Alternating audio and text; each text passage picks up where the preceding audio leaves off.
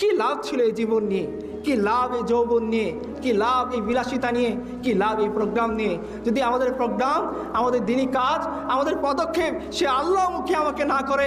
যে আল্লাহ সুবহানাহু ওয়া তাআলা বলতেছেন, আলাম তাআলাম আন্নাল্লাহা লাহু মুলকুস সামাওয়াতি ওয়াল আরদ। ও আমার বান্দারা, অডিয়েন্সরা, তোমরা জানো না যে তোমরা এমন আল্লাহর ইবাদত করো যে আল্লাহ সুবহানাহু ওয়া তাআলা আসমান জমিনের সার্বভৌম কর্তৃত্বের অধিকারী, তবু এখনো সে আল্লাহর দিকে ফিরে আসো না। যে আল্লাহ তোমাদেরকে যে নিজাম দিয়েছেন সেই নিজামের দিকে কেন ফিরে আসো না? আজকে তোমাকে ডেমোক্রেসির বিরুদ্ধে বললে তুমি যে জেগে ওঠো, ডেমোক্রেসির বিরুদ্ধে কেউ আলাপ করলে তার বিরুদ্ধে আলাপ করো।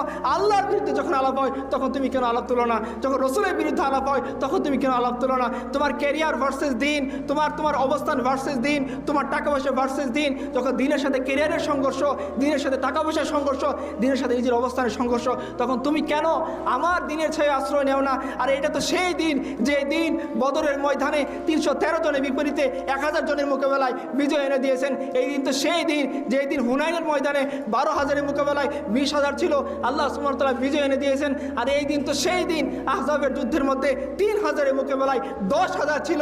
শেষ পর্যন্ত আপনারা জানেন, ইতিহাসের কিতাব বলতেছে যে কাফেররা তাদের যে ড্যাগ ছিল, তাদের তাবুত ছিল, এগুলো নিয়ে তারা পালিয়ে যেতে বাধ্য হয়েছে। এটা কি সেই দিন না?